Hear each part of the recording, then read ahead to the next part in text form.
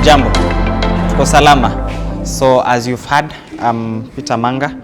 I work at Express Shipping in the Human Resource Department. I feel so good when I get a chance to speak to young people like me, because I get to relate with them. I get to speak to them at their level. Yeah, my story will revolve around how I came up to where I am today. It's not a long story because I'm still young and I've not achieved so much, yeah, as you may think. So it will be very short, so follow me. Before I start my story, I would want to ask all of us this question. Whatever you're doing, whatever you have in your hands right now, whatever is not working in your life, for how long do you think you will blame people on it? Whether your parents, whether the people around you, your friends. Yeah, maybe you started a business and it never worked because your friend failed you or someone failed you. For how long will you blame that person for things that are not working in your life? As I continue with my story, think about that. So I'm from Tana River County, where people fight a lot. That's where I was born. That's where I came from. I was born of two parents, but raised by one. I was raised by a single parent, my mama. My father disappeared, I don't know, somewhere there. So I grew up, went to a primary school called Arap Moi Primary School. That's where I went to school and started my studies there. I'm starting that from that law so that you can follow me. So I went there without any hope, because my mom was working with the government, but at some point during the Moi era, I was very young. Walifutwa so many people. I don't know if some of you know that story. So my mom was affected at that time. So our life became, actually that's where life began now. Life took a whole turn, and we were just there, just living on the mercies of God. So I went on school, public school, whether you get food, whether you don't get food, whether you get what you want. But I got to my high school. But before I got to high school, in my primary, when I got to class 7, I could always ask my mom, now who is going to pay my school fees in high school? I remember she could tell me God will pay. You understand those mothers who think everything in their life is God. They will preach to you forever. And it couldn't make sense. How could God pay my school fees? But I took it. Okay, God will pay school fees. Then one day when I was in class 7, some sponsors came to our school, some wazungus. They came to our school, they spoke to the head teacher. Some parents were called to select the most needy pupils in the school, and so that they get registered, so that they start being sponsored. I was not among the one who was given a chance to be registered to get that sponsorship, because everyone thought our family had everything. So I wasn't. But as they were being registered, we were in classes went on. Then when it was time to go home, everyone went home. But I don't know what happened. Si mimi siko ule msomi sana, iti nasoma sana, but I don't know. That day I just remained in school in our class. I was studying. I don't know if I was doing an assignment or what, but I remained in the class studying. So the registration process continued for a very long time. Paka it was inaenda kukua dark. People are still being registered because there were so many. When they finished, there was one form that was remaining. One form. So I remember one teacher asking, kuna mtu amebaki hapa? And I was there, strategically being placed. Yeah? So I was taken, they registered me, they took my details and they went. So we were there waiting, hey, they'll bring us things, they'll come. They never came back. That is how they disappeared. We went to class 8 and I did my exams and passed without knowing who will take me to school. But funny enough, when I got the form to join a school, a funny school in Kilifi County, my uncle showed up from nowhere. The father to my cousin who was seated there showed up and said, I'll pay your school fees. So he took me to school, paid my school fees for the whole year from nowhere. So I started studying, but in the same year, I think the second month in school, in Form 1, those sponsors showed up. One day as we were scrambling for food in the kitchen in the evening at 5, at 6 when we were taking supper, I was told, unaitwa kwa principal. So I rushed there. Nilivofika, I'm seeing cars. I was like, kwetu, we don't have this, so who is this coming to see me? So it was those sponsors who registered us had come back to see us. So they came again. They also came with school fees for the whole year again. So I had school fees for how many years? They paid and went. By July the same year, July mwezi wa 7, my uncle passed. The one who had, the one who vowed to pay my school fees, he passed. So I said, God, now I don't know what you're planning, but let your will be done. So one is gone. So I continued with my studies almost to when I was completing Form 1, the sponsors came back again. They came with books, uniforms, what? So I was called, I was given everything, but they came with bad news again, that we are ending this sponsorship in Kenya because your people here are so corrupt, the monies are not getting to you, so we are ending this program again. So I was left again, alone again. But remember, I had school fees already for year 2. So I studied year 1, I finished. Year 2, I finished. Then year 3, now Form 3, I had sasa ndo struggle ikaanza. Wale the remaining uncles wachange, mama aende afue, you go to school like that. That's how it went on till I finished school. With all that, in that school, I became the head boy of the school. I became the CU chair at the same time. I became the debate chair. So I was wearing 3 hats in the same school. That saved me a lot because sometimes people are sent home for school fees, but because now I'm leading in so many things, the teachers could just tell me. It really saved me a lot. Yeah. So that's how I started, and that's how I finished school. After I finished now high school, going to college, I had a desire to do law. I really wanted to be a lawyer because I believe my passion is meeting people, being with people, seeing justice unto people and seeing smiles on people's faces. Yeah, I really had a passion about serving people. So I thought law could do me well. Nitakuwa natetea watu kotini, so that could really do me well. So when I got my results, yes, I passed for law. I applied. Then my uncle, now uncle mdogo wa huyo mwenye alipasa akasema, oh, apply, I'll take you to school. So I applied. I was called at JKUAT, Riara University for law. But what happened, that time, they wanted, I don't know, it was a B+ in English. But I had a B plain, just 1 point. But the overall grade and the others, very okay. Even the university, they called me because I qualified. One day I met a friend who was a friend to my mom, who is a doctor. So as I was speaking, what will you do? I was like, I'm going to do law. Hata nishaitwa. Ulipata nini? Ulifika threshold nilifika sijui nini. Then I don't know how I pointed out that lakini English sijui nini. Then he was like, oh, yes, that's fine. Go and do law. But where Kenya is moving now, that grade will follow you. So I went back home again, a confused person. Now I don't know what to do. That was my first turning point in life, where I chose something else, not what I want.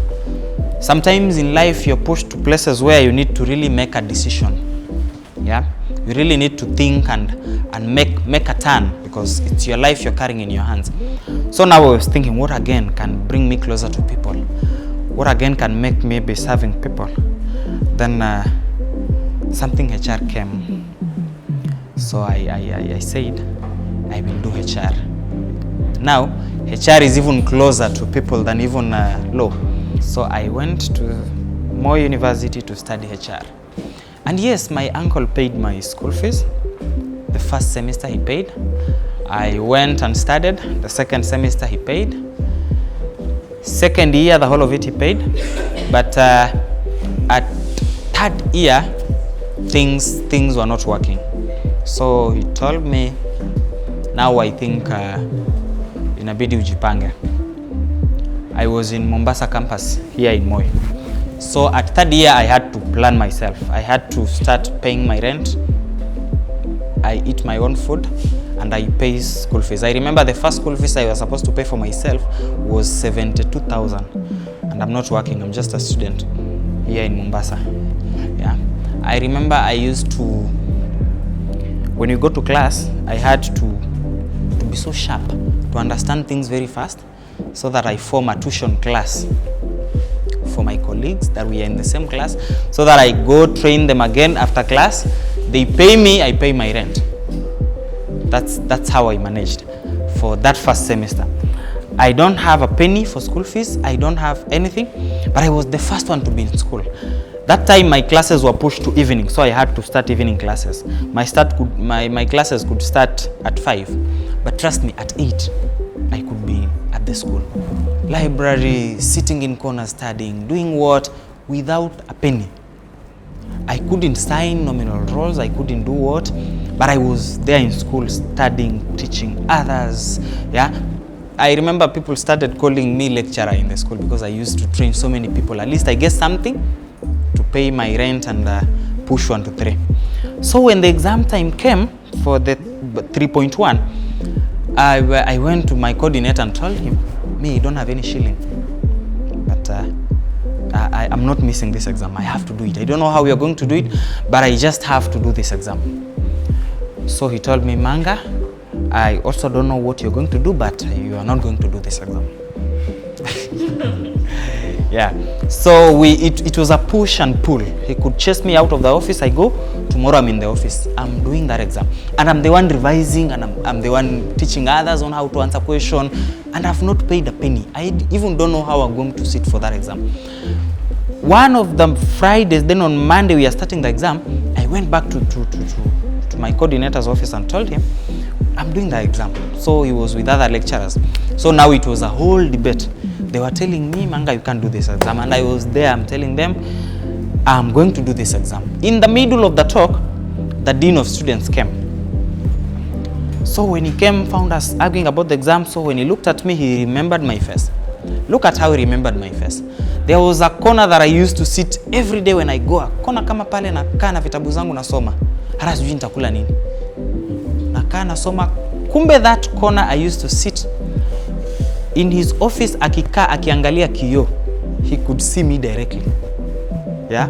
So he had us speak. Then he said, I remember this boy. Then he turned to my coordinator and told him, if we don't allow this boy do his exams, even God in heaven will not forgive us. That's how I did my exam. Another strategic position. Yeah. In life, you need to place yourself very strategically always. Yeah. I'm not telling you to start now doing that in your dinner kuone, but it happened that way. So I did my exam without paying any shilling. 72,000. Semester 2 came again. I didn't pay a penny. Tulifukuzana na wao hivyo hivyo. I did the exam. But because of that push that I had, that determination that I had, that hard work that everyone saw, I managed to do those exams. How I did those exams, I don't know till today. Let me tell you, place yourself in a situation that one day something in you will fight for you. You don't need to fight for yourself. Your determination will fight for you one day. Your hard work will fight for you as you sit and watch.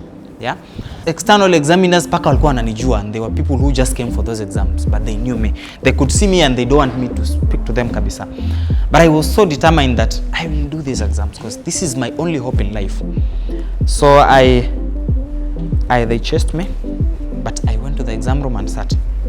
I remember they came and took me out, then gave out the papers to the students and left. When they left, I went in like I was late.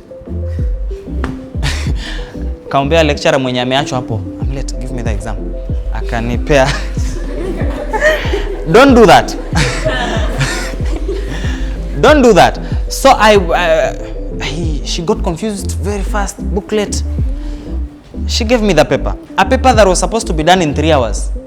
I did within an hour and left, so that when they come, they don't find me in the exam room. So I did that paper very fast and left. By 1, the paper was supposed to be done by 1. So by 1:30, thereabout, my coordinator was calling me. I remember the words very well. He told me, Peter, wewe ni mchawi ama what's wrong? How did you do this exam?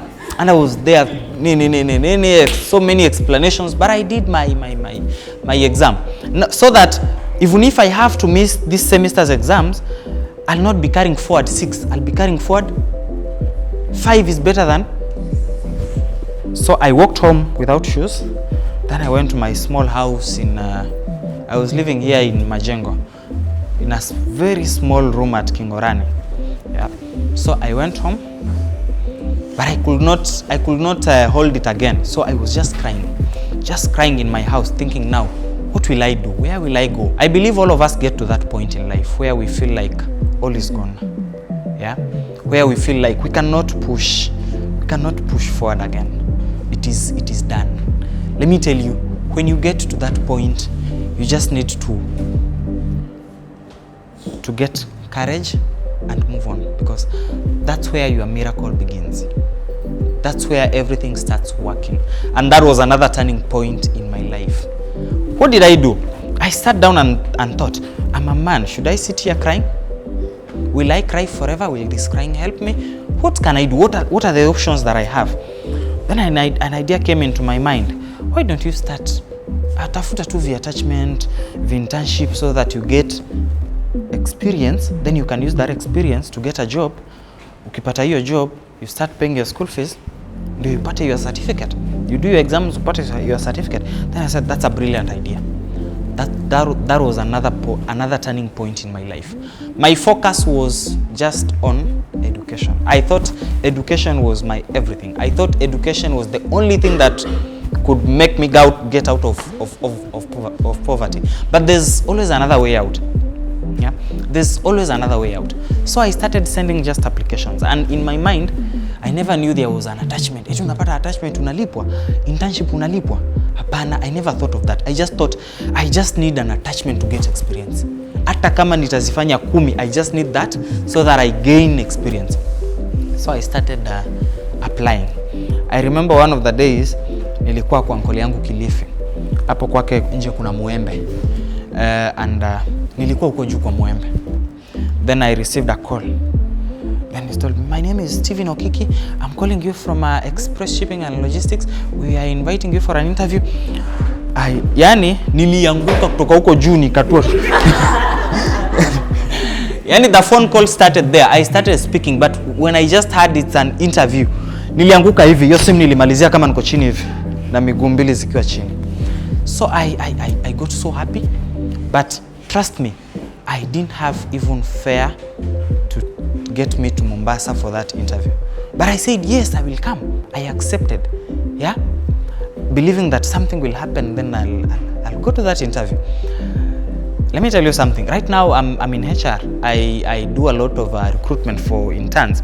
And I'm connecting that to my story. I call so many of them for interviews, and they give you so many reasons not to come for that interview.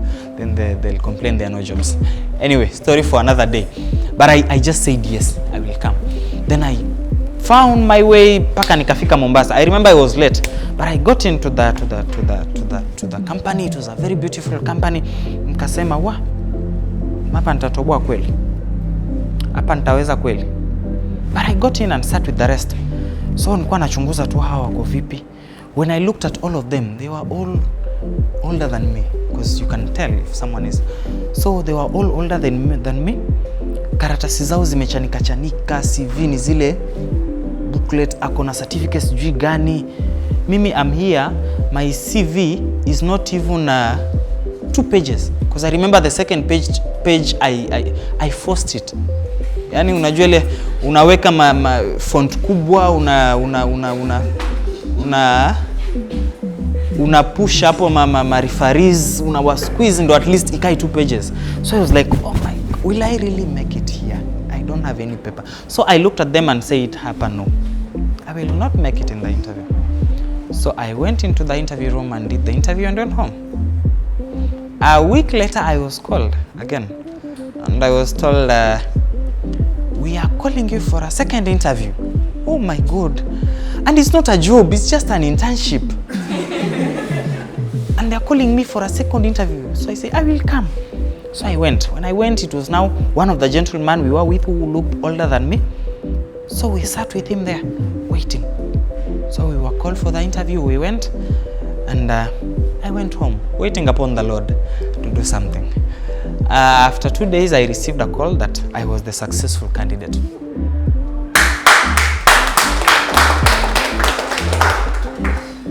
In life, you don't make it because you have something tangible for people to see. In life, you make it because how do you package yourself? It didn't take God so many years to let me tarmac because I had connected to my purpose. What, as a young person, what's your purpose? Yeah, because you must have a purpose. Let me tell you today, once you connect to your purpose, the rest will follow. Yeah, if it's a job, it will follow you. If you connect to your purpose, yeah. If it's money, money will follow you. As long as you do what? Connect to your purpose in life.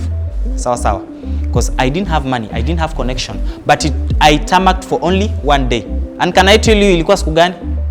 Sunday. So did I tarmac really? Because people don't work on Sunday. Yeah. But because I connected to my purpose in life, yeah, I started telling you, I felt my purpose in life is connecting to people and seeing people happy. Yeah. So that's how it happened. I started my work. Nimeanza tu kazi hivi, yani mimi ile kampuni hata wangenifuta kazi. Nimeanza tu hivi kazi mwezi wa kwanza ndio huyo na madeni, loan. Nikawaendea nikamwambia, yes, I'm on contract, but you are giving me a loan. Yeah. It doesn't happen anywhere. You can't get a loan anywhere on contract. Yeah. But they granted me. It was little, but it was enough to at least pay something in Moi. So I got that loan. So nimeanza kazi hivi, nimeanza backwardness. Because day one nimeanza kukatwa pesa ya kulipwa Moi. But I said it's fine. As long as I'll finish that amount and get my certificate, well and good. So my name was on the list. I remember nikiwa kazi, one of my friends alikuwa anaitwa Zamzam. He called me and told me, "Hey, Peter, your name was on the list. Kwani ulimaliza school fees?" Yani hata mademu wangu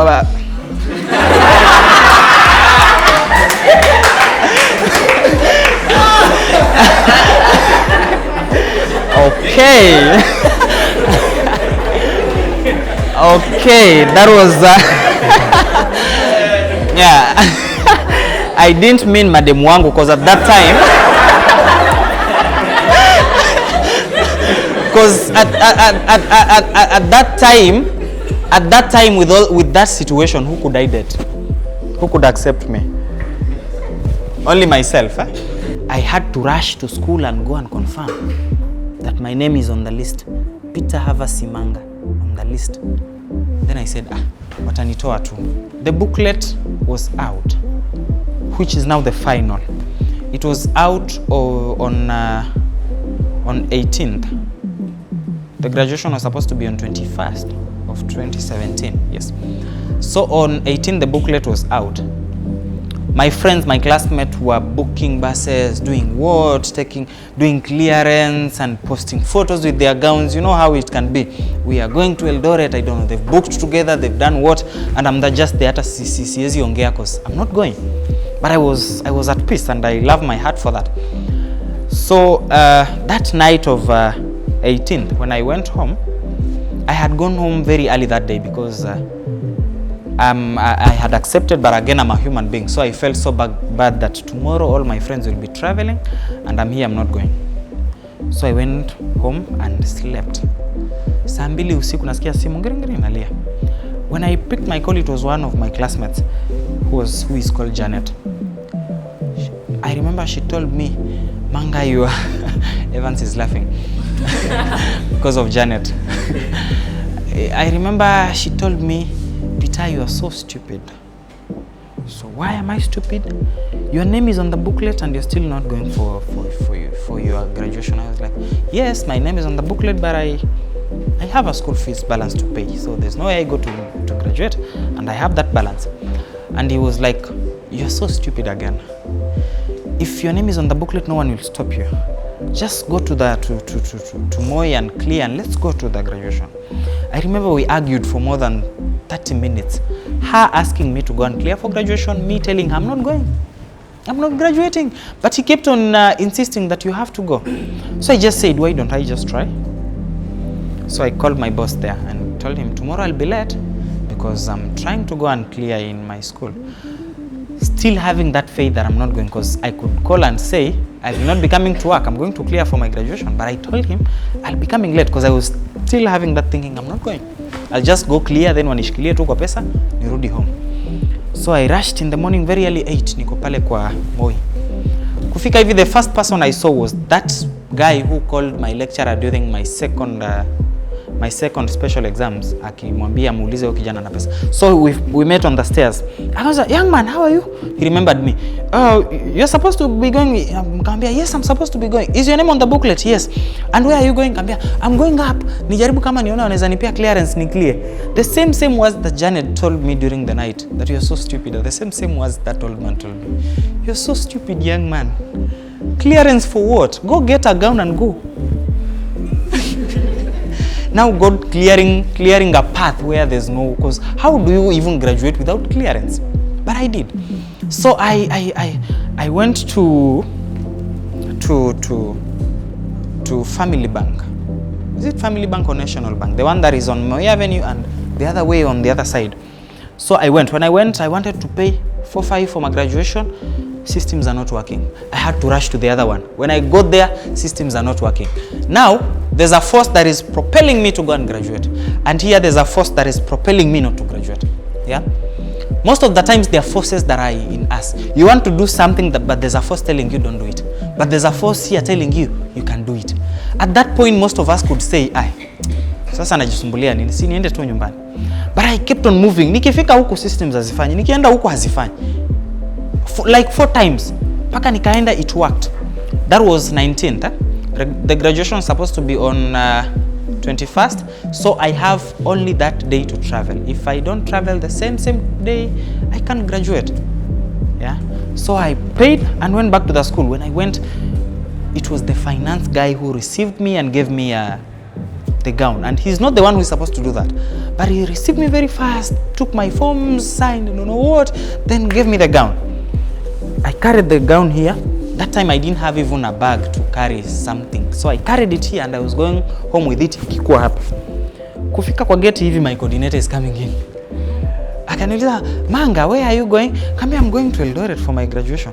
Who told you are graduating? Now I had confidence. My name is on the booklet. So who told you are graduating? But my name is on the booklet. He just told me, take back that gown and clear that balance that you have. Then pick that gown and go to Eldoret.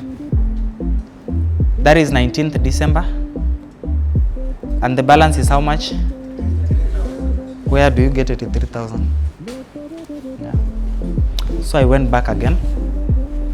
I gave the gown. Then as I was leaving, the finance guy got so concerned and told me, allow us to speak to your coordinator again. Now people who I didn't interact with so much are now being pulled together to fight for me. So they pulled together the finance guy, I don't know who, and they went to the coordinator's office and saying, kindly allow this boy to go and graduate because certificate hatapata. Mwacha aende graduate halafu arudi alipe school fees.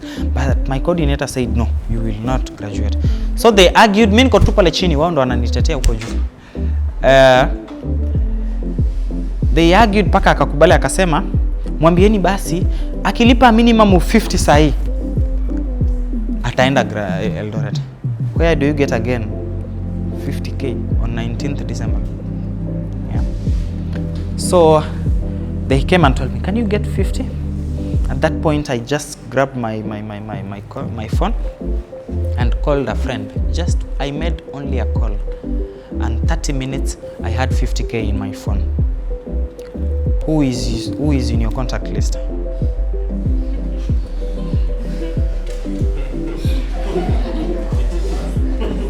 Yeah. Party after party.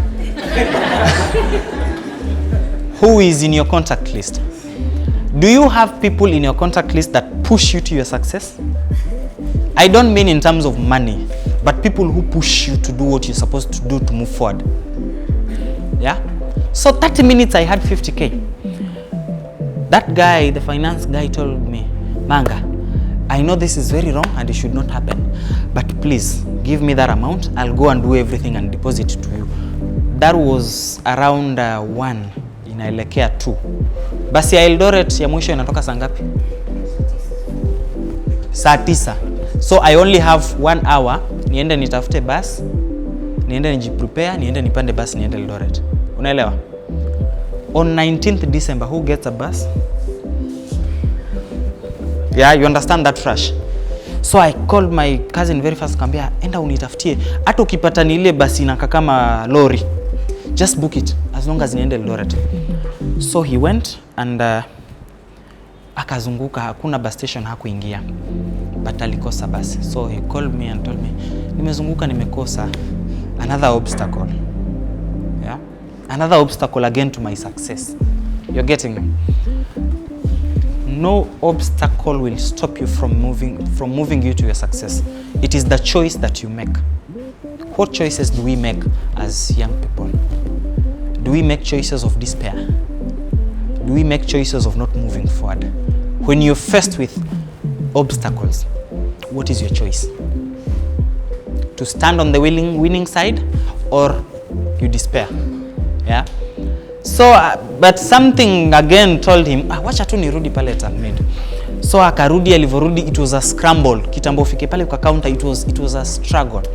But he managed to get there. Alivofika pale, hata hawakumsikia. He told me walimfukuza. Kwani tunakwambia mara ngapi basi zimejaa kijana si uende? As he was living like this, a guy was coming anaregesha ticket ya Eldoret. What if we lost hope? What if we said no, now we cannot get it, just go home? Yeah? How many times do you try in your studies, in your business, in everything that you do as a young person? How many times do you try? Do you try once and when it doesn't work, it ends there? Yeah? So he got the ticket. When he got the ticket, that was around 2. Nishapata 50K, yule jamaa shaichukua mbio, haya tukakimbia nyumbani mbio, tukaenda nikafanya nini? Then I got in the bus and my mom didn't know all that struggle. So I said, sitampigia because atanichanganya. Nitampigia, mimi mwenyewe sikuwa nimejiamini if I'm going or not. So nitampigia nikijiona niko kwa basi, nimekaa kwa basi hivi naenda Eldoret. That's when I'll call. So when I was in the bus now, we started moving, then I called my mom. I told my mom, I'm going to Eldoret for my graduation. I remember the first question he asked me, uliiba pesa wapi? Yeah, because he couldn't believe. Yeah, so I went to Eldoret and I graduated. When my name was being mentioned, there was a big screen there with our names, so they were just passing. When your name comes, my friends went with their families. I was alone. I didn't know even how I'll come back to Mombasa, but I was there. So when my name was mentioned, Peter Havasi Manga, I'm one of the graduates. When I stood up, I couldn't even celebrate. It was tears that were flowing down my cheeks. And that's my success story.